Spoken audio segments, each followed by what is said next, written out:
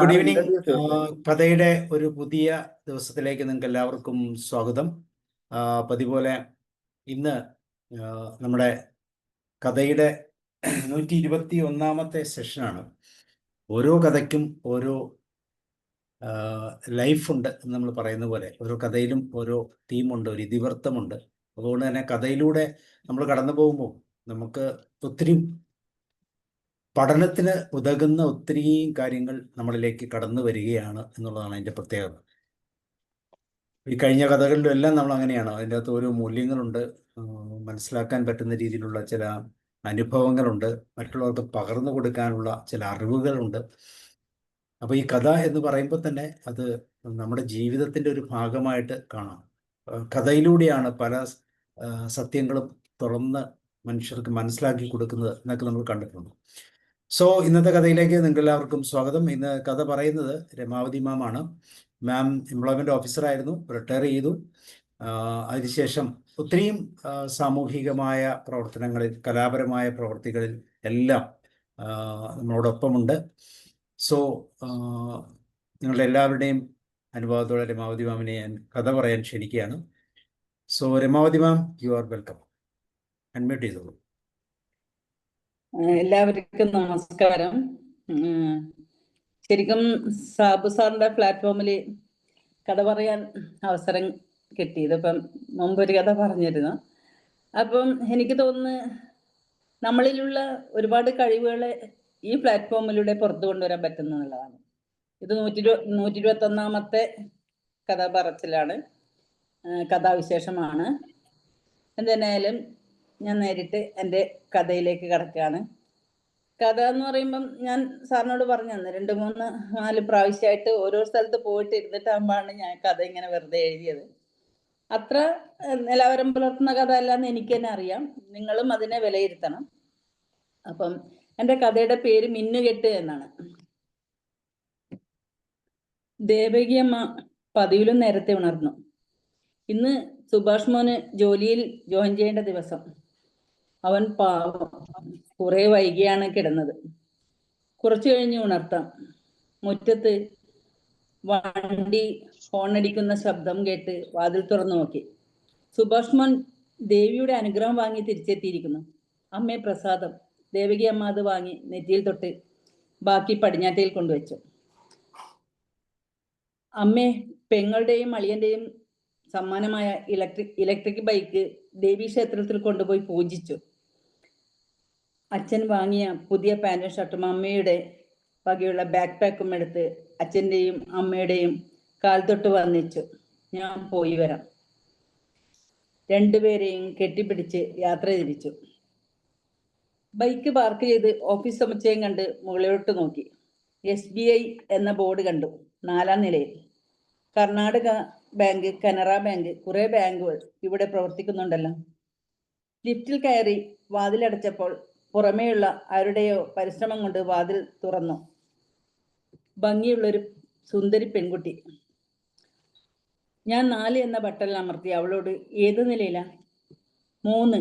ഞാൻ ബട്ടണിൽ തൊട്ടപ്പോൾ തിടുക്കത്തിൽ അവളും ബട്ടൺ അമർത്താൻ ശ്രമിച്ചു. കൈകൾ പരസ്പരം പുണർന്നു. അവൾ അല്പം മാറി നിന്ന് സോറി പറഞ്ഞു. ലിഫ്റ്റ് 3ാം നിലയിൽ എത്തുന്നതിനിടയിൽ പേര് ചോദിച്ചു. ശാലിനി. എവിടെയാ? കർണാടക ബാങ്കിൽ അസിസ്റ്റന്റ് മാനേജറാണ്. മറുപടി എന്നോളം ഞാനും സുഭാഷ് SBI ഫീൽഡ് ഓഫീസറായി ജോയിൻ ചെയ്യാൻ വന്നതാണ്. ഇറങ്ങുന്നതിനിടയിൽ അവൾ സുഭാഷിനോട് ഓൾ ദി ബെസ്റ്റ് എന്ന് പറഞ്ഞു. ആദ്യ സമാഗമം സുഭാഷിന്റെ മനസ്സിൽ ഒരു കുളിർമഴ പെയ്ച്ചു.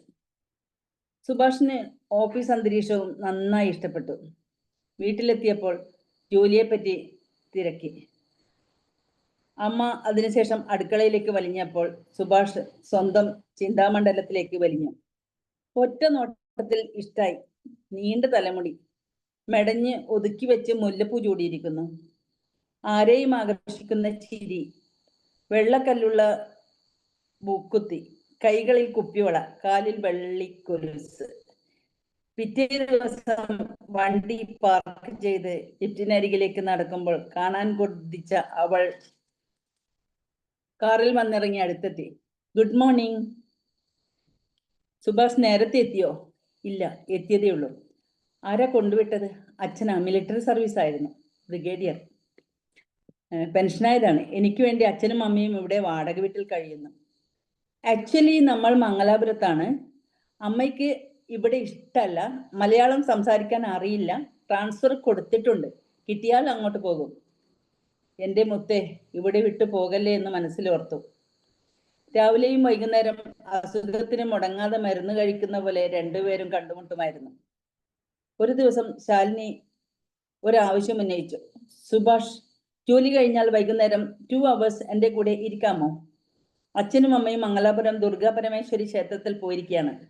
7 മണിക്ക് തിരിച്ചു വരുള്ളൂ. ഞാൻ ബസ്സിൽ യാത്ര ചെയ്യുന്നത് അച്ഛന് താല്പര്യമില്ല. 5 മണിയായ ഉടനെ സുഭാഷ് വാഷ്റൂമിൽ പോയി കണ്ണാടിയിൽ മുടി ചീകി മീശയും ഒന്ന് ഒതുക്കി.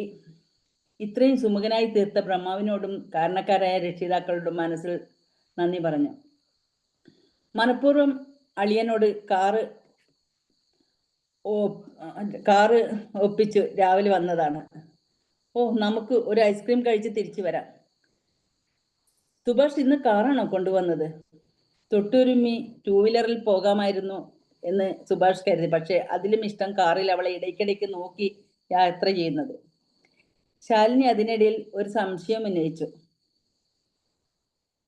വർത്തമാനം പറഞ്ഞ് നടന്നൂടെ? ഏയ്, അത് വേണ്ട. പൂവാലന്മാരുടെ നോട്ടത്തിന് പോലും ഞാൻ നിന്നെ വിട്ടുകൊടുക്കില്ല മോളെ. കാറിൽ കയറി അടുത്തിരുന്നപ്പോൾ ശാലിനിയെ കയ്യെത്തും ദൂരത്ത് കിട്ടിയല്ലോ എന്ന അഹങ്കാരം മനസ്സിൽ തോന്നി. സീറ്റ് ബെൽറ്റ് ഇടുന്നതിനിൽ അവളുടെ മെടഞ്ഞിട്ട നീളമുള്ള മുടി മടിയിൽ എടുത്തു വെച്ചു. മനഃപൂർവ്വം അവളുടെ മുന്നിലുള്ള സീറ്റിലിരുന്ന് ഐസ്ക്രീം ഓർഡർ ചെയ്ത് മുഖത്ത് അധികം ഭാവം വരുത്താതെ അവളുടെ സൗന്ദര്യവും ഐസ്ക്രീമും ഒന്നിച്ച് ആസ്വദിച്ചു. ഓരോ പ്രാവശ്യവും അവളുടെ ചുണ്ടുകളിൽ ഐസ്ക്രീം വെച്ച് നുണയുന്നത് കൊതിയോടെ നോക്കി നിൽക്കാനേ ആയുള്ളൂ. അച്ഛനും അമ്മയും എത്തുന്നതിന് തൊട്ടു മുൻപേ നമ്മൾ കാർ പാർക്കിലെത്തി. അതാ ശാലിനിയുടെ അച്ഛനും അമ്മയും എത്തി. അവൾ യാത്ര പറഞ്ഞ് മടങ്ങി. ജീവിതത്തോടും ജോലിയോടും ആത്മാർത്ഥത പുലർത്തുന്ന ദിനങ്ങൾ കടന്നുപോയി. ശാലിനി നന്നായി മലയാളം സംസാരിക്കാൻ തുടങ്ങി. സുഭാഷിന് വലിയ ആശ്വാസമായി. ഇതിനിടയിൽ സുഭാഷും അല്പസ്വല്പം കന്നഡ സ്വായത്തമാക്കി. ഒരു ദിവസം വൈകുന്നേരം ശാലിനി പുഞ്ചിരിയോടുകൂടി എൻ്റെ നേരെ മധുരപലഹാരം നീട്ടി. ലഡു എടുക്ക് സുഭാഷ്. എന്താ വിശേഷം? എനിക്ക് ട്രാൻസ്ഫർ കിട്ടി മംഗലാപുരത്തേക്ക്. സുഭാഷ് ലഡു വാങ്ങിച്ച് ആത്മഹത്യക്ക് വിഷം കഴിക്കുന്നത് പോലെ കഴിച്ചു തീർത്തു. Subhash, what are you thinking? എനിക്കൊരു കൂട്ടുകാരിയെ നഷ്ടപ്പെടുകയല്ലേ. സോ വാട്ട്, ഞാൻ കോൾ ചെയ്യാം. അത്യാവശ്യം രണ്ടുപേരും ഫോണിൽ ബന്ധപ്പെടും. അങ്ങനെ കുറെ നാളുകൾ കടന്നുപോയി. പ്ലസ് ടുവിൽ പ്രിൻസിപ്പാളായ അളിയൻ കൃഷ്ണകുമാർ സുഭാഷിന് സ്കൂളിലെ +2 മാത്സ് അധ്യാപികയായ സുന്ദരിയായ പെൺകുട്ടിയുടെ സിന്ധുവിന്റെ ആലോചന കൊണ്ടുവന്നു. അവൾ ഒരേ ഒരു മകൾ. അച്ഛനും അമ്മയും അധ്യാപകരായി വിരമിച്ചു. മലമ്പ്രദേശത്താണ് വീട്. മകൾക്ക് സമ്മാനിക്കാൻ ഒരു വലിയ ഭംഗിയുള്ള വീട് ടൗണിൽ മുൻകൂട്ടി പണി തീർപ്പിച്ചു വെച്ചിരിക്കുകയാണ്. സുഭാഷ് എന്തു പറയുന്നു അളിയ? എനിക്കിപ്പോൾ കല്യാണം വേണ്ട. കേട്ടിട്ട് നമുക്ക് ചേരുന്ന ബന്ധമാണെന്ന് തോന്നുന്നു മോനെ, അമ്മ കൂട്ടിച്ചേർത്തു. അച്ഛൻ അടുത്ത് വന്ന് ഗൗരവത്തോടെ, നിന്റെ മനസ്സിൽ ആരെയെങ്കിലും പ്രതിഷ്ഠിച്ചിട്ടുണ്ടോ? അച്ഛാ, അത് പിന്നെ ഞാൻ ജോലി ചെയ്യുന്ന SP-യുടെ 3-ാം നിലയിൽ കർണാടക ബാങ്കിൽ ജോലി ചെയ്തിരുന്ന ഒരു പെൺകുട്ടി. എനിക്കൊന്ന് കാണാൻ പറ്റുമോ? അവൾ ട്രാൻസ്ഫറായി മംഗലാപുരം ബ്രാഞ്ചിലേക്ക് പോയി. അവൾക്ക് നിന്നെ ഇഷ്ടമാണോ? അറിയില്ല. നീ എന്താടാ, നഴ്സറി കുട്ടിയാണോ? എന്താ ജാതി? കണ്ടിട്ട് ഫോർവേഡ് ആണെന്ന് തോന്നുന്നു. നീ ബാക്ക്വേർഡ് ആണെന്ന് അവൾക്കറിയുമോ? അതൊന്നും അന്യോന്യം സംസാരിച്ചില്ല. ഒരു കാര്യം ചെയ്, അവൾക്ക് നിന്നെ ഇഷ്ടമാണോ എന്ന് ആദ്യം ചോദിച്ചു മനസ്സിലാക്ക്. രാത്രിയിൽ ശാലിനിയെ വിളിച്ച് ഇഷ്ടമാണെന്ന കാര്യം തുറന്നു പറഞ്ഞു. ഒരു നിമിഷം പിന്നെ വിളിക്കാം. അധികം വൈകാതെ അവൾ തിരിച്ചു വിളിച്ചു. സുഭാഷ്, നിങ്ങൾ ഫോർവേഡ് ആണോ? തിങ്കിങ് ഒക്കെ ഫോർവേഡ്, ബട്ട് സർട്ടിഫിക്കറ്റിൽ അതർ ബാക്ക്വേർഡ് എന്നാണ്. അച്ഛനെയും അമ്മയും പറഞ്ഞു മനസ്സിലാക്കാം. അങ്കിൾ ഭയങ്കര സ്ട്രിക്റ്റ് ആണ്. എനിക്ക് സുഭാഷിനെ ഫസ്റ്റ് കണ്ടപ്പോഴേ ഇഷ്ടപ്പെട്ടിരുന്നു. You are very handsome and smart. പിന്നെ കല്യാണാലോചനമായി സുഭാഷിനെ ആരും സമീപിച്ചില്ല. പക്ഷെ ശാലിനിയെ പെണ്ണു കാണാൻ പോകാൻ വീട്ടുകാർക്ക് തിടുക്കമായി. ഇക്കാര്യം ശാലിനിയെ അറിയിച്ചു. സുഭാഷ്, അങ്കിൾ നിങ്ങളെ കളിയാക്കിയാൽ നിങ്ങൾക്ക് സഹിക്കാൻ പറ്റില്ല. ഇന്ന് വെനസ്ഡേ, ഓക്കെ, ഞാൻ വിളിക്കാം.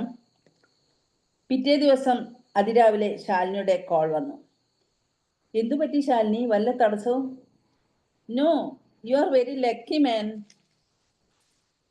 അങ്കിളും ആന്റിയും ബാംഗ്ലൂരിലുള്ള മകൾക്ക് ഒരാഴ്ച ട്രെയിനിങ്.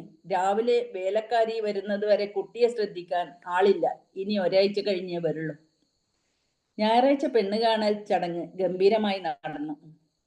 ചേച്ചി അടുത്തിരുന്ന്, എടാ ഇവരൊക്കെ എന്താ ഒരേ ചിന്താഗതിക്കാരാണോ?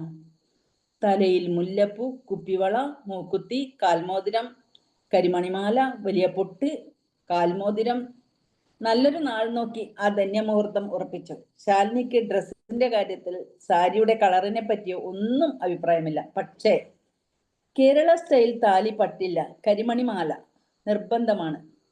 കല്യാണ സാരി, താലിമാല ഇവ സെലക്ട് ചെയ്യുവാൻ അവളെയും വിളിച്ചു.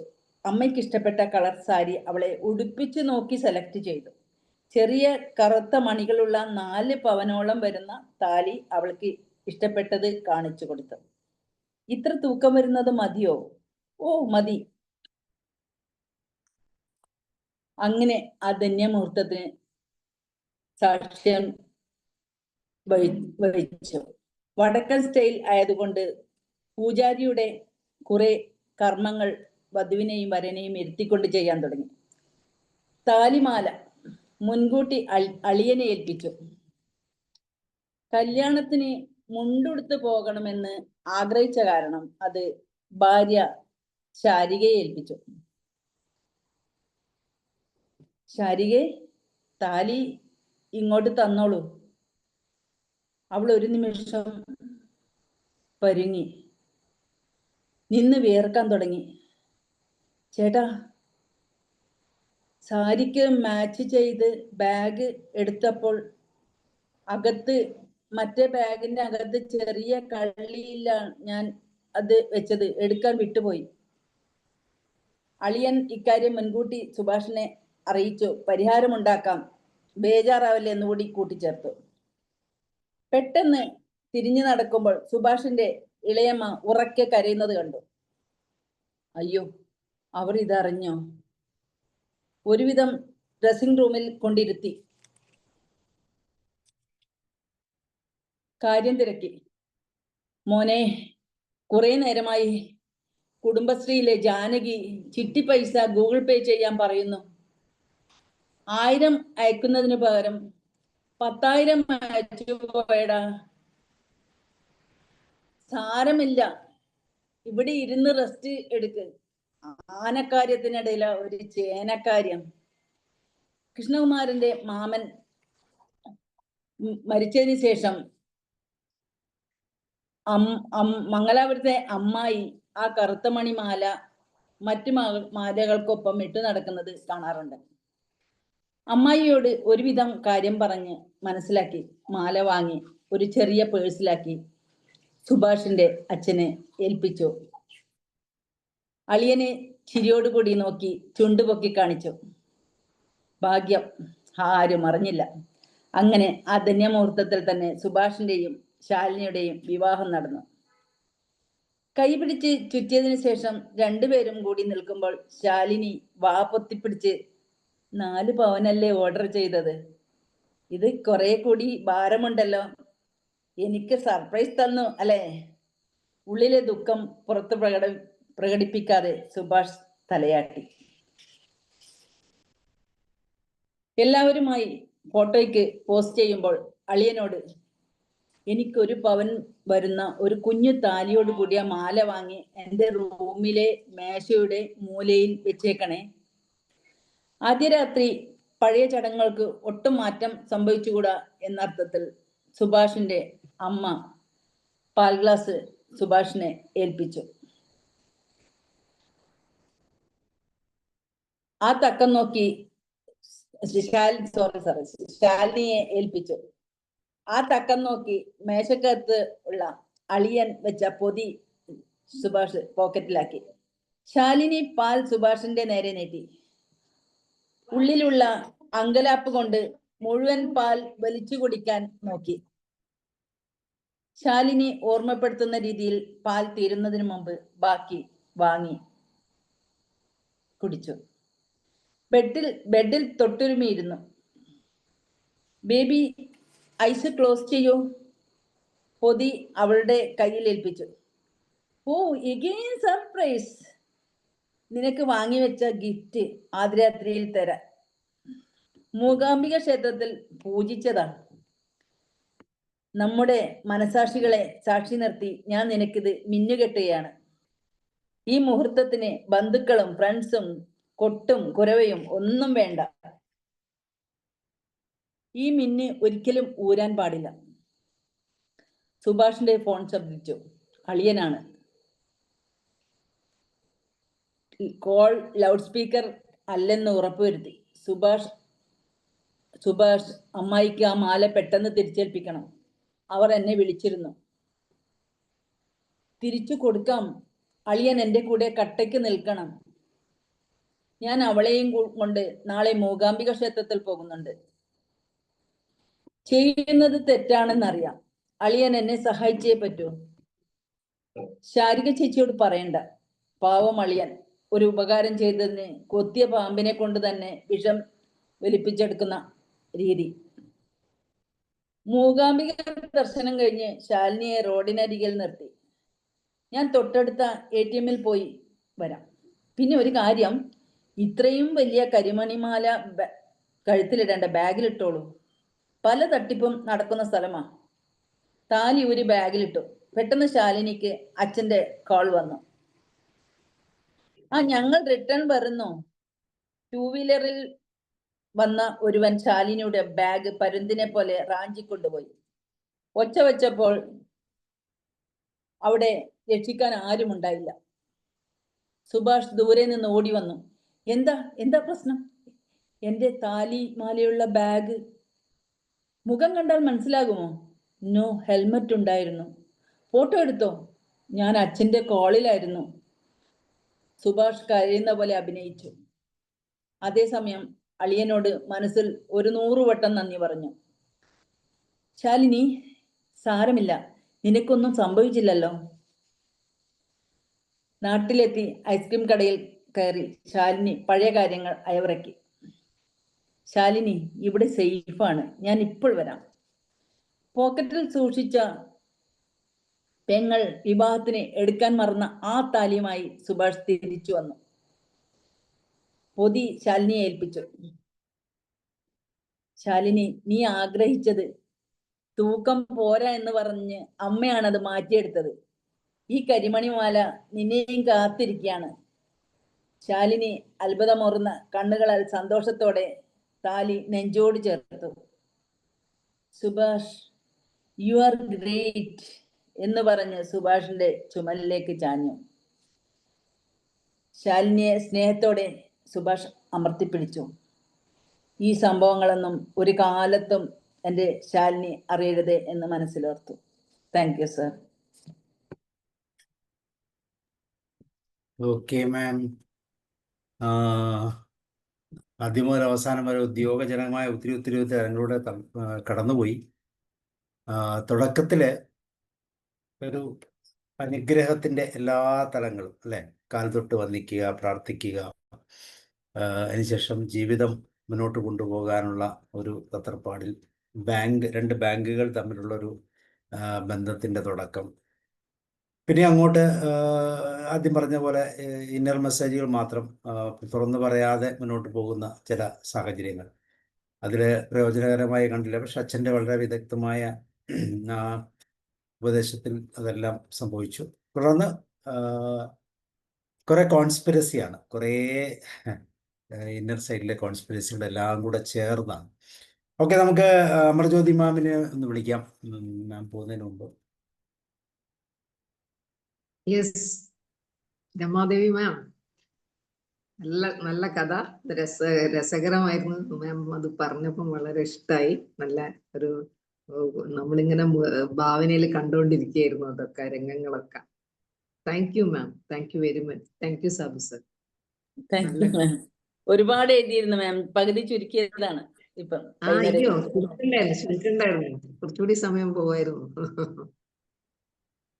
ശരിക്കും പറഞ്ഞാൽ ഒത്തിരി ടെസ്റ്റുകളാണ്. ഞങ്ങളത് ഒത്തിരി വിഷമിച്ചു കൂട്ടോ പുറകെ വരാൻ. അതന്നെ. ശ്രീകുമാരി മാം പറയും.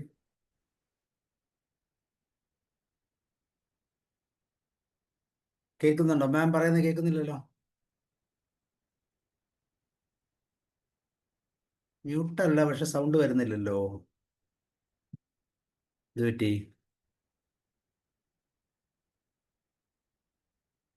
സൗണ്ട് ശരിയാകുന്നില്ല, കേൾക്കുന്നില്ല, സ്ട്രക്കാണ്. ഒന്നും കൂടെ ഒന്ന് ജോയിൻ ചെയ്ത് വരാമോ? ചിലപ്പോൾ എന്തെങ്കിലും ചെറിയ പ്രശ്നമായി. കേൾക്കുന്നില്ല.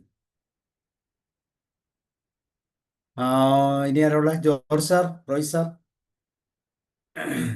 Mathew sir, Deepa ma'am. Deepa ma'am മുഴുവൻ കേട്ടോ? സുധോരൻ ഡോക്ടർ കേട്ടോ?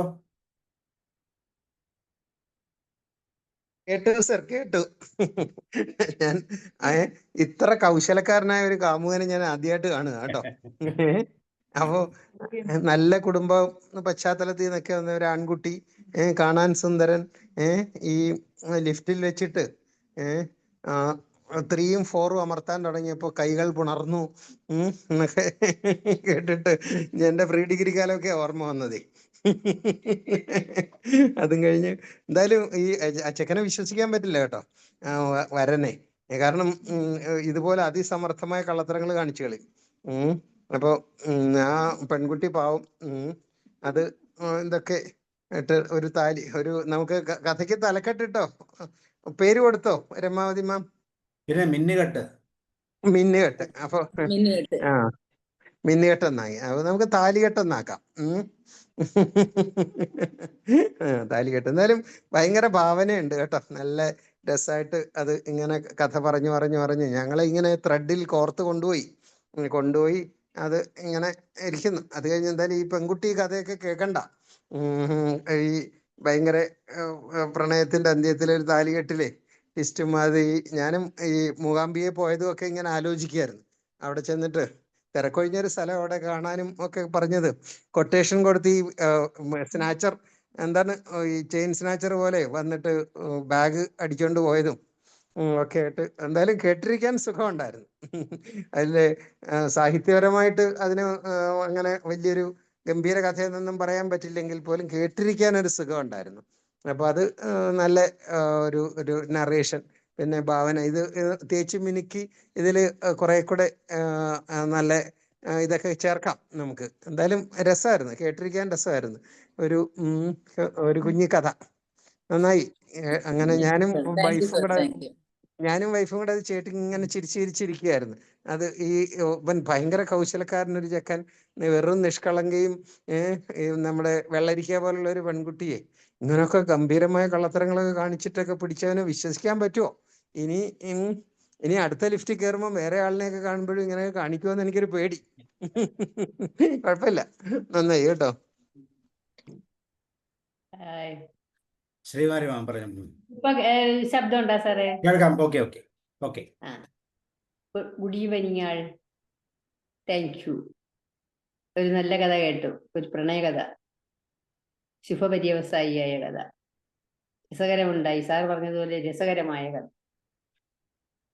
ചെറുകഥ ചെറുതായിരിക്കണമെന്നാണ്, ഇത്രയും നീളം മതി എന്നാണ് എൻ്റെ ഒരു അഭിപ്രായം. കൂടുതൽ നീളമായാലും അത് മടുപ്പുളവാ. നല്ല കഥ, രസമുണ്ടായി. Thank you Ramadevi ma'am.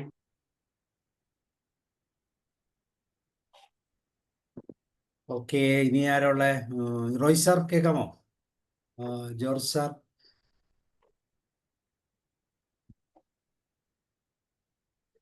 George sir. Thank you Sabu sir. Hi Ramavathi ma'am, congratulation. ദിവസവും ക്ലാസ്സിൽ വരുമ്പോൾ പ്രകടിപ്പിക്കാറുള്ള അതേ ഭാവങ്ങളൊക്കെ പലതും ഇതിലൂടെയും കടന്നുപോയി. ഈ കഥാപാത്രങ്ങളിലും അതൊക്കെ ഒരു ഇമിറ്റേഷൻ ഉണ്ടായിരുന്നു. രസകരമായിരുന്നു. ഇവിടെ മുന്നമേ സൂചിപ്പിച്ചതുപോലെ കുറെ പിറകിലേക്കൊക്കെ നയിച്ച് കുറെ സന്ദർഭങ്ങളൊക്കെ വന്നു. പക്ഷെ എന്നാലും ഒരു ശരികേടുണ്ട് ഇല്ലേ? എന്തുമാത്രമാണ് കയ്യിലിരിപ്പ് എന്നുള്ളതാണ്. പാവം പറ്റിക്കാൻ പണ്ട് കാലത്തും അല്ല, ഈ കാലത്തും അല്ല, നമ്മുടെ കഥാപാത്രങ്ങളുടെ കാലത്തും ഇതൊക്കെ ഇങ്ങനെ നടന്നുകൊണ്ടിരിക്കുന്നു. കൊള്ളാം. നല്ല ഭാവനയാണ്. ഏതായാലും രസകരമായിരുന്നു കേട്ടിരിക്കാൻ. വളരെ ഞാൻ സന്തോഷമുണ്ട്. കഥ അങ്ങനെ എഴുതാറില്ല സാറേ, കഥ അങ്ങനെ എഴുതാറില്ല. താങ്ക് യു സാർ, നിങ്ങളെല്ലാം പ്രോത്സാഹനത്തിന് നന്ദി. അല്ല, ഭാവന അതിഗംഭീരമാണ്. ഇനിയും തുടരണം എന്നുള്ളതാണ് പ്രത്യേകം പറയാനുള്ളത്. നമ്മുടേതായ എല്ലാ ക്വാളിറ്റീസും അതിലും വന്നിട്ടുണ്ട്. റെഡി. Thank you. ടെസ്റ്റുകൾ പെട്ടെന്നാണ്, അത് മാത്രമേ പ്രശ്നമുള്ളൂ അല്ലേ? ഇച്ചിരി അതെ ലോങ് അതെ, ഇച്ചിരിയുടെ നീട്ടമായിരുന്നു വേണമെങ്കിൽ. പിന്നെ പല തട്ടിപ്പോടെ പുറത്തു വരും, അതാണ് കുഴപ്പം. അളിയനും മോശമല്ല, കൂടെ ഉള്ളവരൊക്കെ പലരും.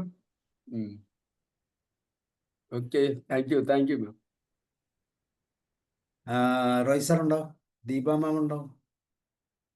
Thomas sir, Matthew sir? Okay. So Ramavathi ma'am, മാമിന്റെ സൃഷ്ടിയെക്കുറിച്ച് മാം കൂടെ ഒന്ന് പറയും. അതായത് കഥ എഴുതാൻ താല്പര്യമാണ് സാറേ, പക്ഷെ ചെറുപ്പത്തിലെ കഥ എഴുതിയിട്ട് ഇങ്ങനെ തൊണ്ട് എഴുതിയിട്ട് കീറിക്കളയുന്ന ഒരു ഹോബിയായിരുന്നു എൻ്റെ. ആരും കാണിക്കൊന്നുമില്ല. അപ്പം ടീച്ചേഴ്സിനെല്ലാം കാണിച്ച എന്തോ ഒരു അവിടെ ഈ പറയുന്ന പോലെ എവിടെ ഒരു പോരായ്മ ഉണ്ടായിരുന്നു. നാണക്കേടിന്റെ കാണിച്ചിട്ടാകുമ്പോ ഈ കഥ അത്ര പോരാന്നുള്ള രീതിയില്. പക്ഷെ സാറ് പറഞ്ഞിട്ട് അന്ന് ഞാനൊരു കഥ എഴുതിയിരുന്നു ഇവിടെ.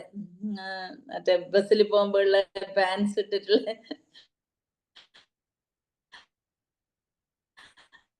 ആ ഒരു കഥ. അതും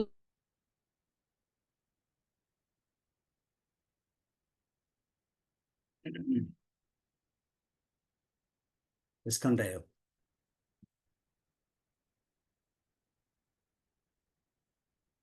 ഓക്കെ. സൗണ്ട് പോയി അല്ലേ?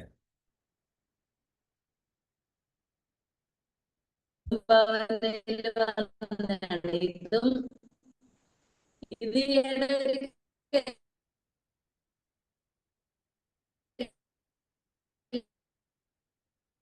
കല്യാണത്തിന് പോയിട്ട്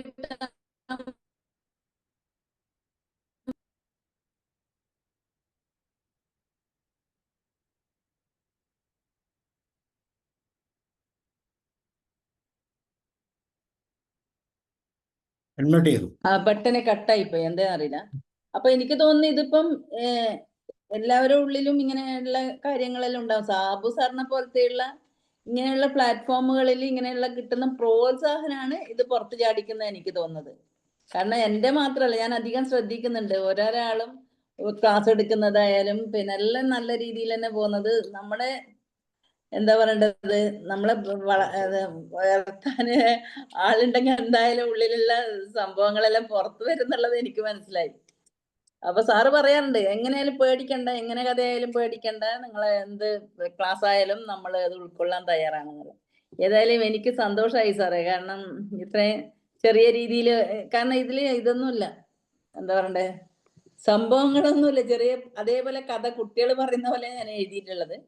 എന്നിരുന്നാലും സാറിന്റെ ആ പ്രോത്സാഹനം ഉണ്ടല്ലോ, നന്ദി സാറേ എല്ലാവർക്കും. അതുപോലെ കഥ കേട്ടിട്ട് അഭിപ്രായം പറഞ്ഞ എനിക്ക് വന്ന് ഡോക്ടറൊക്കെ പഴയ കാലത്തിലേക്ക് പോയി എന്ന് പറയുമ്പോൾ ശരിക്കും +2 ഡിഗ്രി ഇങ്ങനെയുള്ള കാലഘട്ടത്തിലേക്കെല്ലാം പോയിട്ടുണ്ടാവുന്ന എനിക്ക് തോന്നുന്നത്. അപ്പം ഇതല്ലെങ്കിലും വേറൊരു തരത്തിൽ ചെറിയ കൊച്ചു കള്ളങ്ങളെല്ലാം പറഞ്ഞ ആൾക്കാരെല്ലാം ഉണ്ടാവും. അതുപോലെ എല്ലാവരും, ജോർജ് സാറാണെങ്കിലും പിന്നെ ജ്യോതി മാം ആണെങ്കിലും ശ്രീകുമാര് എല്ലാവരും നല്ല രീതിയിലാണ് പറഞ്ഞത്. മാം അതുക്കും മേലെയാണ്, പുതിയ തലമുറയേക്കാളും വെട്ടിച്ചിട്ടുണ്ട്. ന്യൂ ജനറേഷനൊക്കെ മാറ്റി നിർത്തിയിരിക്കും അല്ലേ? അവർക്ക് ഇത്ര പറ്റില്ല.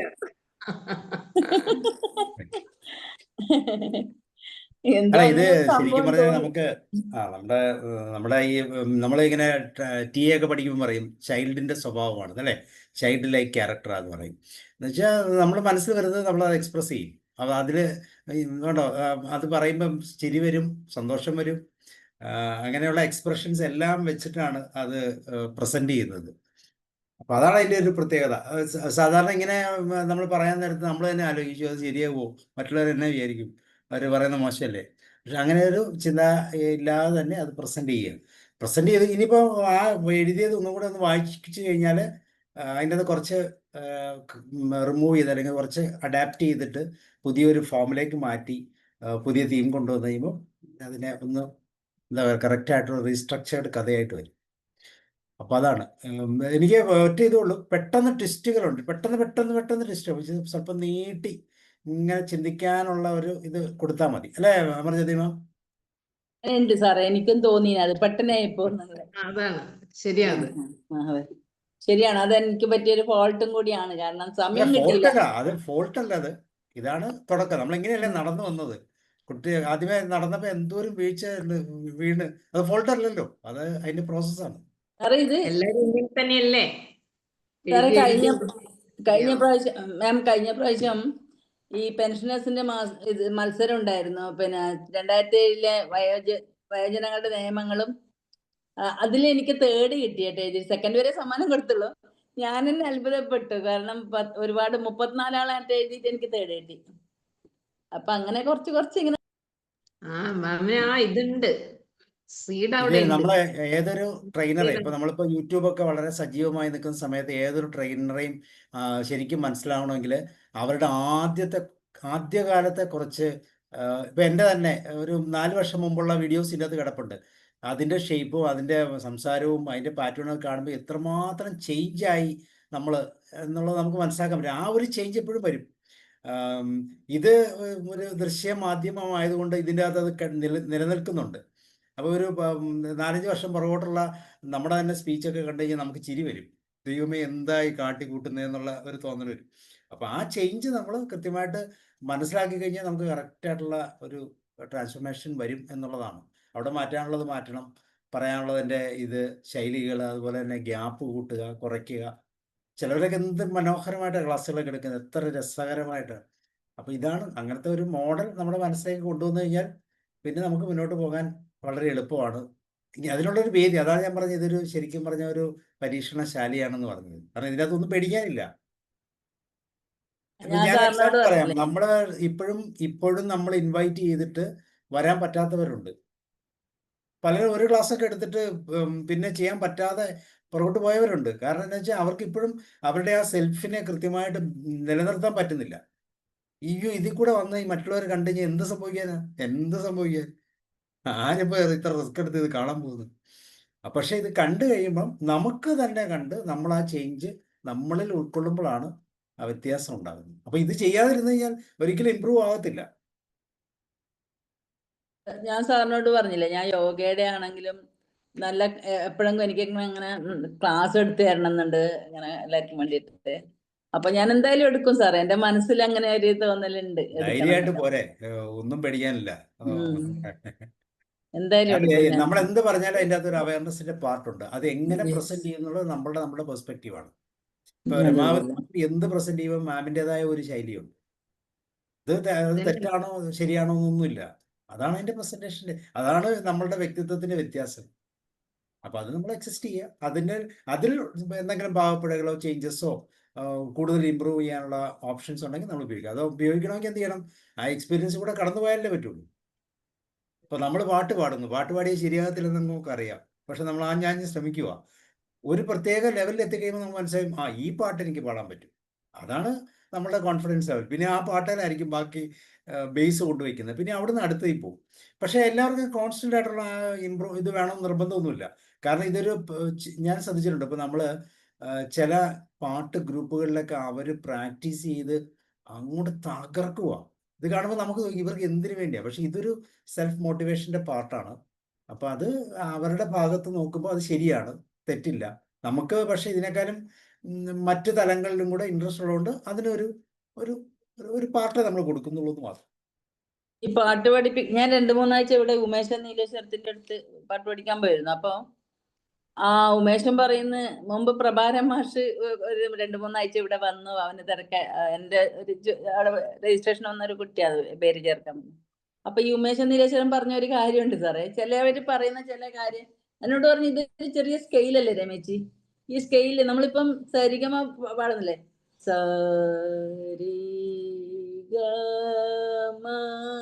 പതനീസ. അപ്പം അതേ ഇതിലെന്ന് പറയുമ്പോ ഇത് ഇങ്ങനെ ഇതായിട്ട് വിഭജിക്കുക, അത്രേ വന്നുകൂടാ. അല്ലാതെ ഒന്ന് സാ ഒന്ന് രീ എന്നുള്ള രീതിയിൽ വന്നുകൂടാണ്. അപ്പം ഇത് അന്നേരം ഞാൻ ഒരു കൊച്ചുകുട്ടിയുടെ തലത്തിലായിരുന്നെങ്കിൽ നമ്മൾ ഇതൊക്കെ വളരെ ഈസി ആയിട്ട് അഭ്യസിച്ചു പോയേനെ. അതെ, പ്രായമാകുമ്പോൾ അതെ. നമുക്ക് പ്രയോറിറ്റീസ് മാറ്റം ഉള്ളതുകൊണ്ട് നമ്മൾ ആ ഭാഗത്ത് വരുമ്പോൾ കുറച്ചു നേരമൊക്കെ സഹായമൊക്കെ പറഞ്ഞിട്ട് പിന്നെ പറയാതെ വിചാരിക്കും. അതാണ് അതെ, അവിടെയാണ് അതെ. നമുക്ക് വരുന്ന പ്രോബ്ലം. ഇപ്പം ഇതിലൊക്കെ നിറയെ പഠിപ്പിക്കുന്നവരുണ്ടല്ലോ സാറേ, ഇതിൽ തന്നെ തപ്പിയാലേ. അതുകൊണ്ട് നമ്മൾ പഠിക്കാത്ത എന്താ, എന്തോരം പഠിക്കുന്ന ആൾക്കാരാ, ഫ്രീ ആണല്ല, വളരെ ഉം. സിമ്പിളായിട്ട് നമ്മൾ നോക്കി. പക്ഷെ നമുക്ക് പഠിക്കാൻ പറ്റുന്നില്ല, കാരണം നമ്മളുടെ ആ പ്രായത്തിന്റെ ലെവലിൽ അങ്ങനെ ഒരു വ്യത്യാസമുണ്ട്. പക്ഷെ അന്നേരം സാറ് പറയുന്ന പോലെ ഒച്ചക്ക് വ്യത്യാസം വരും. ഉച്ചയ്ക്ക് മാത്രമല്ല, നമ്മളുടെ താല്പര്യത്തിനും നമ്മുടെ പ്രയോറിറ്റി താല്പര്യത്തിന്. ഒക്കെ മാറും. പക്ഷെ കുട്ടിയായിരിക്കുമ്പോൾ നമ്മൾ ഫോക്കസ്ഡ് ആണ്, അതിനുവേണ്ടി മാത്രമാണ് പോകുന്നത്. ആ പ്രോത്സാഹനം അന്ന് കിട്ടിയേ ചെയ്യും. പക്ഷെ അതുകൊണ്ട് നമ്മൾ പാട്ടുകാരനാവില്ല. ഇപ്പൊ നമ്മൾ ചെയ്യുന്നതാണ് ഏറ്റവും ബെസ്റ്റ്, ബാക്കിയുള്ളതൊക്കെ സപ്പോർട്ടിങ്. ഇപ്പൊ നമ്മൾ ചെയ്യുന്നതിന് ഏറ്റവും ബെസ്റ്റ് ആയിട്ട് കണ്ടു കഴിഞ്ഞാൽ ബാക്കിയൊക്കെ നമുക്ക് ഉപയോഗിക്കാം. ശരിക്കും ഇല്ലെങ്കിൽ നമുക്കൊരു നിരാശ തോന്നും അല്ലേ. ഇല്ലെങ്കിൽ നമ്മൾ യേശുദാസ് പാടുന്ന കേൾക്കുമ്പോൾ നമുക്ക് ഇപ്പോഴും സന്തോഷം. പണ്ട് കുട്ടിക്കാലത്ത് തന്നെ പാടാൻ വിട്ടിരുന്ന ഞാനിപ്പോൾ യേശുദാസിനേക്കാളും നല്ലോണം പാടിപ്പോയെ എന്നൊക്കെ ചിന്തിച്ചു പോയാൽ വലിയ പ്രശ്നമായി പോകും. അതിൻ്റെ ആവശ്യമില്ല. ഓക്കെ, അപ്പം തീർച്ചയായിട്ടും വളരെ മനോഹരമായ പുതിയ പുതിയ കഥകളും ഒക്കെ ആയിട്ട് പോവാം. So thank you. അപ്പം ഇന്ന് നമുക്ക് വൈൻഡപ്പ് ചെയ്യാം. വരാം സാറേ, തീർച്ചയായിട്ടും. Thank you. എല്ലാവർക്കും നന്ദി, എല്ലാവർക്കും നന്ദി. ഒരിക്കൽ കൂടി ബൈ. Thank you.